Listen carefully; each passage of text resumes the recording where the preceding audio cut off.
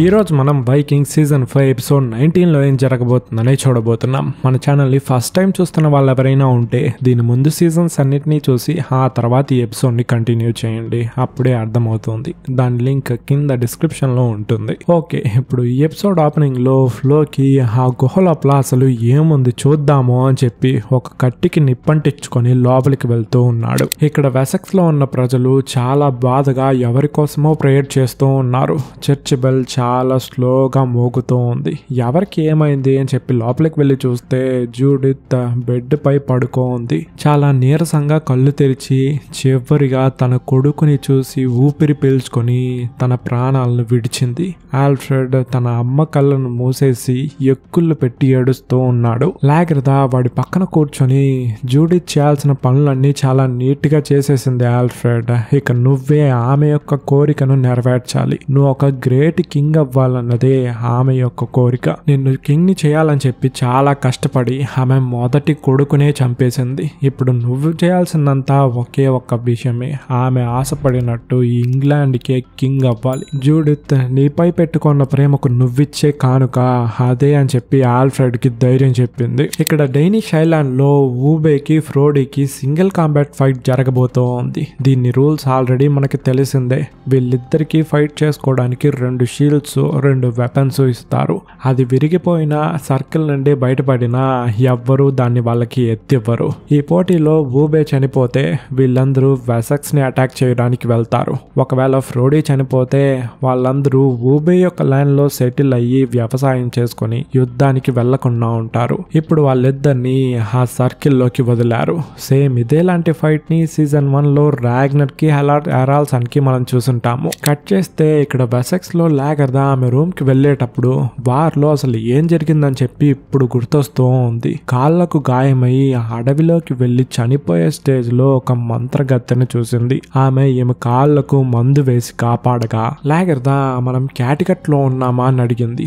అందుకు ఆమె, లేదు, మనం వెసెక్స్ లో ఉన్నాం తల్లి, నీ గతాన్ని నువ్వు మర్చిపోయావు, అది అలాగే ఉండని అని చెప్పి లాగర్దా యొక్క జుట్టును కట్ చేసింది. ఇవన్నీ ఇప్పుడిప్పుడే లాగర్దాకి లైట్ గా గుర్తొస్తూ ఉంది. ఇక్కడ ఫ్లోకి గాడు ఆ గుహలోకి ఇంకా చాలా డీప్ గా వెళ్తూ ఉన్నాడు. అక్కడ భూకంపం వచ్చి కొండే విరిగి పడేంతగా సౌండ్ వస్తూ ఉంది. అయినా కడి వదలకుండా ఇంకా లోపల ఏముంది అని చెప్పి వెళ్తూ ఉన్నాడు. ఆల్రెడీ ఆ ఐలాండ్ ఫుల్ గా అగ్నిపర్వతాలు పేలడానికి సిద్ధంగా ఉంటుంది. వీడు వేరే ఇంకా డీప్ గా వెళ్తూ ఉన్నాడు. ఇక్కడ డానిష్ ఐలాండ్ లో ఊబే యొక్క ఫస్ట్ షీల్ ని ఫ్రోడీ గాడు వెరక్కొట్టేశాడు. మళ్ళీ ఊబే ఇంకో షీల్ ని తీసుకుని కావాలని కింద పడేసి ఫ్రోకి యొక్క కడుపుపై ఒక్క నరుకు. ఫ్రోడీ గాడు మూతి మీద ఒక్క పంచి ఇచ్చాడు. మళ్ళీ పైకి లేసి చేతులపై నరగ్గా ఫ్రోడీ ఊబే మొహంపై గొడ్డలితో ఒక్కటిచ్చాడు. చుట్టూ ఉన్న ఫ్రోడీ సపోర్టర్స్, అది అలా కొట్టు ఫ్రోడీ, వాడు పిల్లనాయలు నిన్ను నరుకుతాడా అని చెప్పి అరుస్తూ ఉన్నాడు. ఊబే వాడిని కింద పడేసి 1 2 3 అని చెప్పి మొహంపైయే పంచేయగా ఫ్రోడీ ఊబేని కింద తోసేశాడు. ఊబే వాడి 2వ వెపన్ కత్తిని తీసుకొని నిల్చోగా ఆ ఫ్రోడీ గాడు, నువ్వు చచ్చాక నీ వెనుకలున్న భార్య నాకే రానేలా చూడగా ఊబే ముందుకొస్తున్నాడు. వాడు విసిరే గొడ్డల్ని ట్యాకిల్ చేసి కాళ్లపై గుచ్చాడు. ఆ నొప్పితో మొహంపై ఒక్క గుద్దు. అయినా కూడా ఊబే వదల్లా, ఇంకా బలంగా దాన్ని దించుతూ ఉన్నాడు. ఫ్రోడీ ఆ కత్తిని తట్టేసి ఊబే కడుపులో ఒక గుద్దు, మొహంపై ఒక గుద్దు. ఇప్పుడు ఇద్దరికి సమానమైన గాయమైంది. ఎవరు ఫస్ట్ లేచి వెళ్తే వాళ్ళకే అడ్వాంటేజ్. ఊబే పైకి లేచి వాడి యొక్క గొంతును పట్టుకొని పెసగ్గా వాడు మొహంపై 1 2 3 అని ఊబే ఎలా గుద్దాడో అలాగే బలంగా పనిచేసి ఊబేని కింద పడేశాడు. తర్వాత ఫ్రోడీ కిందున్న గొడ్డల్ని తీసుకుని వచ్చేటప్పుడు ఊబేకి ఏవేవో మంత్రాలన్నీ వినిపిస్తూ ఉంది. వాడు మెల్లగా కత్తిని తీసుకుంటూ ఉన్నాడు. ఆ సమయంలో గొడ్డలతో నరక్గా వాడు జరుక్కొని వాడి వీపులోనే ఒక్క గుచ్చు. దాన్ని చూసిన వాళ్ళ మనుషుల్లో ఒకడు, ఫ్రోడీ ఇప్పుడు ఖచ్చితంగా ఓడిపోతాడు, వాడిని కాపాడాలి అని చెప్పి లోపలికి వెళ్ళడానికి ట్రై చేస్తూ ఉన్నాడు. తోర్వి వాడిని పొడిచి లోపలికి వెళ్ళి వాడు ప్రాణాలతో ఉన్నాడా లేదా అని చూస్తూ ఉన్నది. అప్పుడు చుట్టూ ఉన్న ప్రజలు ఊబే ఊబే ఊబే అంటూ వాడి యొక్క గెలుపును నిర్ధారించారు. తర్వాత వాడిని వెసక్స్ కి తీసుకెళ్లి యుద్ధాన్ని ఆపనందువల్లే వీడికి ఇలా జరిగింది అని చెప్పి ఆల్ఫ్రెడ్ కి చెప్పింది. తొందరగా లోపలికి తీసుకెళ్లి వైద్యాన్ని చేయమని చెప్పి ఆల్ఫ్రెడ్ గార్డు ఆర్డర్ వేశాడు. అక్కడ లాగర్దా చూసిన తోర్వి షాక్ అయ్యి, లాగర్దా నువ్వు ప్రాణాలతో ఉంటావని చెప్పి నాకు తెలుసు అని చెప్పి హక్ చేసుకుంది. లాగర్దా నన్ను చంపడం ఎవరి వల్ల కాదని చెప్పి నీకు తెలుసు కదా, అండ్ ఊబేకి ఎలా ఉంది అని అడిగింది. తోర్వి ఏ సమాధానము చెప్పకుండా బాధపడుతూ ఉంది. ఇక్కడ క్యాటిగట్ లో ఐవర్ గాడు తన కొడుకుని అడవిలో వదిలేసి వచ్చాడు కదా, ఆ విషయాన్ని ఫ్రెడిస్ కి చెప్పలా. ఆమె నా కొడుకు ఎక్కడ ఐవర్, వాడిని ఎక్కడికి తీసుకెళ్లి వదిలేసి వచ్చావు, మర్యాదగా చెప్పు అని చెప్పి అరుస్తూ ఉంది. ఐవర్ నువ్వు నాకు ఒక దేవుడి బిడ్డనిస్తానని చెప్పి నాలాగా ఒక కుంటివాణ్ణి పుట్టించావు. ఫ్రెడిస్ అది నా యొక్క బిడ్డ ఐవర్, దేవుళ్ళు ఫేవరెట్ చిల్డ్రన్స్ అన్ని అలాగే పుట్టిస్తారు, నువ్వు అన్ని ఎక్కడికి తీసుకెళ్లావు చెప్పు ప్లీజ్ అని చెప్పి గట్టిగా అరవగా ఐవర్ ఆమె చెంపపై ఒక్కటిచ్చాడు. సో వీడు ఆ అడవిలో ఆమె యొక్క బిడ్డని వదిలేసి వచ్చిన విషయాన్ని చెప్తాడా లేదా అని తెలియలే. పోయిన ఎపిసోడ్ లో హెరాల్డ్ అండ్ బియాన్ క్యాటిగట్ కి బయలుదేరాలి అని చెప్పారు కదా, ఇప్పుడు సముద్రంలో ఒక తుఫాను. హెరాల్డ్ నేను అప్పుడే చెప్పా కదా తుఫాన్ వస్తుంది వద్దు అని, నువ్వే వినలేదు అని చెప్పి అరుస్తున్నాడు. కొంతమంది పడవలో నుండి కింద పడటము, వాళ్ళని కాపాడడానికి తాడు విసరడము అన్ని జరుగుతూ ఉంది. Bjorn Magnus first time boat లో వస్తున్నాడు, వాడిని నువ్వే చూసుకోవాలి అని చెప్పి ఒక అమ్మాయి దగ్గర వదిలి వెళ్ళిపోయాడు. ఇలాంటి ఒక తుఫాన్ని మ్యాగ్నస్ వాడి జీవితంలోనే చూసుండడు.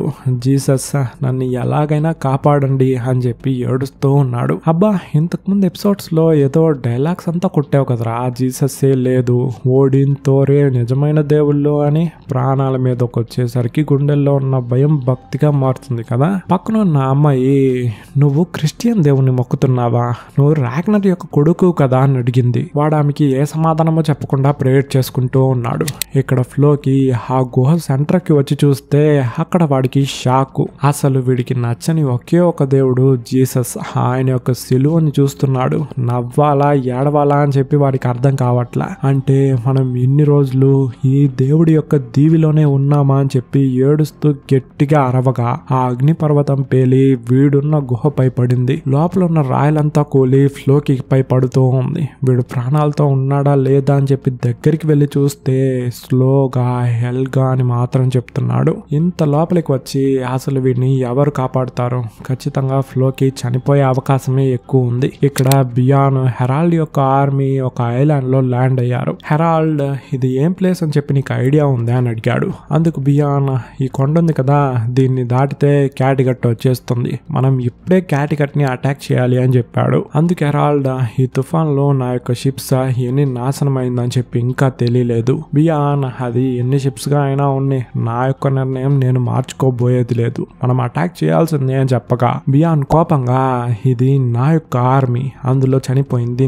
నా సోల్జర్స్, ఎంతమంది చనిపోయితే ఏంటి, నా పని జరిగితే చాలని చెప్పి నువ్వు అనుకుంటున్నావు, అయితే నేను కూడా నీలాగే స్వార్థపరంగా ఆలోచిస్తా, ఇక్కడ ఉన్న ఆర్మీ అంతా నేను చెప్పిందే వింటారు, ఇప్పుడే నేను వెళ్ళి ఐవర్తో డీల్ వేయగలను అని చెప్పాడు. బియాన్ ఓ అవునా, అయితే ఆ డీల్ వేయాలంటే ఫస్ట్ నన్ను చంపి దాటి వెళ్ళాలి. వెంటనే హెరాల్డ్ అయితే చంపుతా, నువ్వు రాగ్నర్ కొడుకు అయినంత మాత్రాన నువ్వేమన్నా దేవుడా అని చెప్పి కత్తి తీయగా బియాన్ గొడ్డల్ని తీసుకుని హెరాల్డ్ పై వేస్తున్నాడు. సో ఇప్పుడు వీళ్ళిద్దరికి ఫైట్ స్టార్ట్ అయింది. మనం ఈ రోజు ఎవరో ఒకరు చావడాన్ని చూడబోతున్నామని ఇంట్రెస్ట్ గా చూసే సమయంలో గుండిల్ మధ్యలో వచ్చి బియాన్ చంపపై ఒక్కటిచ్చి, ఒరే తెలివి తక్కువ దద్దమల్లారా, మీరిద్దరూ క్యాటిగట్ ని పరిపాలించాలనుకుంటున్నారు, కానీ అది ఇప్పుడు వేరే వాడి చేతిలో ఉంది, ఫస్ట్ వాడితో ఫైట్ చేసి వాడిని చంపండి, దాని తర్వాత మీరిద్దరూ ఫైట్ చేసుకుంటారో చేస్తారో మీ ఇష్టం అని చెప్పి వెళ్ళిపోయింది. బియాన్ అండ్ హెరాల్డ్ కి ఇది పాయింట్ లాగే ఉంది.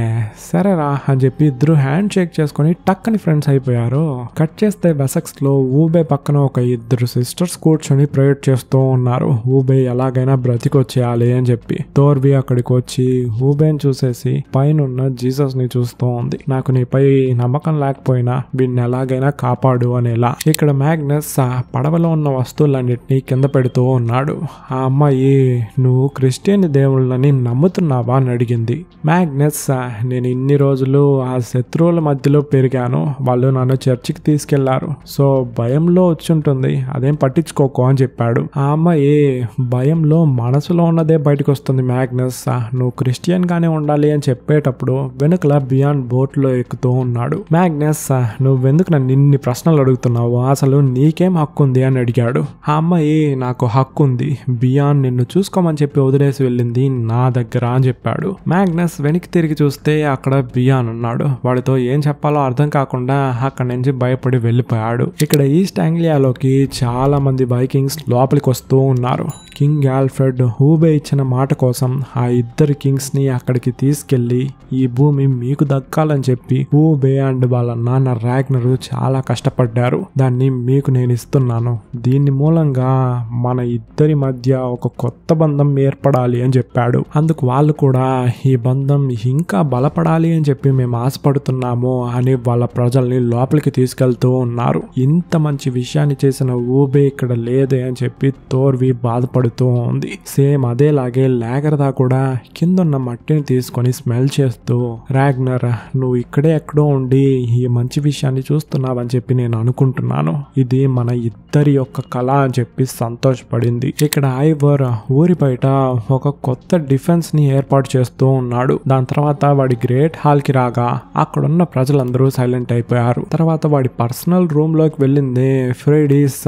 కొంతమంది హంటర్స్ మన కొడుకు శవాన్ని కనిపెట్టారంట ఐవర్ అని చెప్పింది. అందుకు వాడు, అది నీ బిడ్డ యొక్క బాడీనే అని చెప్పి నీకెలా తెలుసు అని అడిగాడు. నాకు తెలియదు ఐవర్, అది నా బిడ్డ కాదా అని చెప్పి, కానీ తోడేళ్ళు దేవుడి యొక్క బిడ్డని తింటుందా, ఛాన్సే లేదు, అది ఏదో ఒక సాధారణ బిడ్డే ఉంటుంది. నేను నీకోసం ఎంత కష్టపడి ఆ బిడ్డను పుట్టించానో తెలుసా, నా కొడుకుని చంపేశావు అని చెప్పగా ఐవర్కి డౌట్ వచ్చేసింది. కష్టపడి పుట్టించావా అంటే అది నా బిడ్డ కాదు కదా అని చెప్పి గొంతు పట్టుకొని, నువ్వు నన్ను దేవుడు అని చెప్పింది అబద్ధము, నా కొడుకుని నీ కడుపులో మోసింది అబద్ధము అని చెప్పి గొంతు పిసికి చంపే లాస్ట్ మినిట్ లో వదిలిపెట్టి వెళ్ళిపోయాడు. తర్వాత ఇక్కడ ఐవర్ ఓలాఫ్ ఆర్మీతో ఐవర్ ని అటాక్ చేయడం కోసం వస్తూ ఉన్నాడు. ఓలాఫ్ ఒక చోట ఆగి, నేను నీతో జాయిన్ అవుదామని చెప్పి తీసుకున్న నిర్ణయం కరెక్టా తప్పా అని చెప్పి ఇప్పటికీ నాకు తెలియలే, నేను విన్నంత వరకు ఐవర్ చాలా తెలివైన వాడు, వాడిని ఎదిరించి నా చావుని నేను వెతుక్కుంటూ వెళ్తున్నట్టుంది అని చెప్పి నవ్వుతున్నాడు. ఇక్కడ వెసెక్స్ లో లాగర్దా ఎగ్బర్ట్ యొక్క సమాధి దగ్గరికి వచ్చి ప్రశాంతంగా కూర్చుంది. ఊబే కళ్ళు తెరిచేశాడు. లోపల ఉన్న వాళ్ళందరినీ వెళ్ళమని చెప్పి, మీ నాన్న రాగ్నర్ యొక్క కళను నువ్వు నెరవేర్చేశావు, ఈస్ట్ ఆంగ్లియాలో 3000 వైకింగ్స్ వెళ్ళి సెటిల్ అయ్యారు అని చెప్పింది. ఊబే, నేను మెడలో వేసుకుంటాను కదా సిలువ, దాన్ని తీసుకోరా అని అడిగాడు. తోర్వి కూడా తీసుకొచ్చి ఇచ్చింది. నేను ఫైట్ చేసేటప్పుడు నాకు కొన్ని మంత్రాలు వినిపించి అదే నాకు హెల్ప్ చేసింది. ఫైట్ మధ్యలో నేను ఓడిన్ని హెల్ప్ అడిగా, ఏదో ఒక స్పిరిట్ వచ్చి పుల్ చేసి ఆ కత్తిని నేను తీసుకొని వాడిని గుచ్చాను. సో మన దేవుళ్ళ యొక్క స్పిరిట్ ని నేను అక్కడ ఫీల్ అయ్యాను.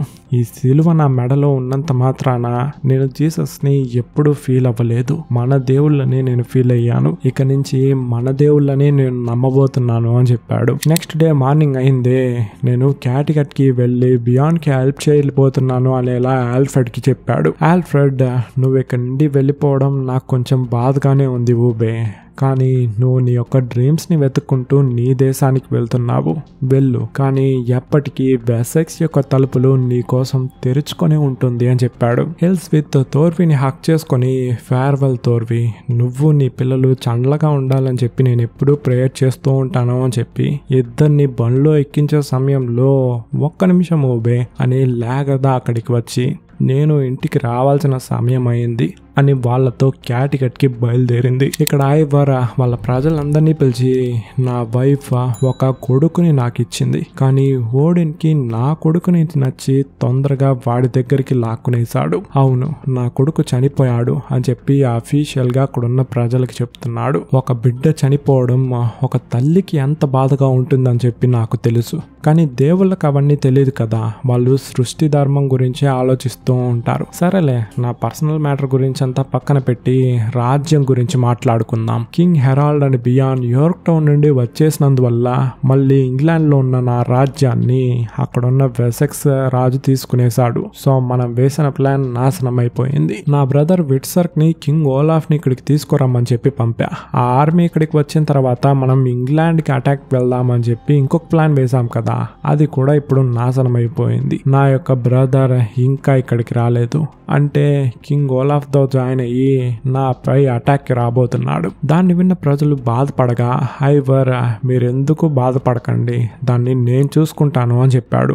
కట్ చేస్తే బియాన్ విట్సర్క్ వేసిన క్యాంప్ కి వచ్చి వాడిని మీట్ అయ్యి ఇంత పెద్ద ఆర్మీతో నువ్వు ఐవర్ కి సపోర్ట్ చేయడానికి కదా వెళ్తున్నావు అని అడగ్గా విట్సర్క్ కాదు బ్రదర్, నేను వాడిని అటాక్ చేయడానికి వెళ్తున్నా, నువ్వు నాతో వచ్చి జాయిన్ అవుతావా అని అడిగాడు. బియాన్ విట్సర్క్ ని వాటేసుకొని ఖచ్చితంగా వస్తాను రా, నా జీవితంలో సంతోషమైన రోజు ఇదే అని చెప్పి మనం ఐవర్ ని అటాక్ మాత్రమే చేయబోతున్నామా లేక చంపబోతున్నామా అని అడిగాడు. అందుకు విట్సర్క్ నేను ఎప్పుడైతే ఊబే బోట్ నుండి దిగి ఐవర్ తో జాయిన్ అయ్యానో అప్పటి నుంచి ఆలోచిస్తున్నా నేను ఎందుకు ఈ తప్పైన నిర్ణయాన్ని తీసుకున్నాను అని చెప్పి. కానీ అందుకైన కారణం నాకు ఇప్పుడే అర్థమైంది. వాడి యొక్క చెడు రూపాన్ని చూసి దాని తర్వాత చంపమని చెప్పి దేవుడు నా తలపై రాసున్నాడు అని చెప్పాడు. కట్ చేస్తే ఐవర్ వాడి యొక్క ప్రజలతో మనం మన యొక్క టౌన్ డిఫెన్స్ ని బలపరచబోతున్నాము, దాన్ని దాటి ఎవ్వడు లోపలికి రాలేడు, అలా వచ్చిన మిమ్మల్ని తాకాలంటే ఫస్ట్ నన్ను చంపాలి అని చెప్పి చాలా ఫీలింగ్ గా మాట్లాడగా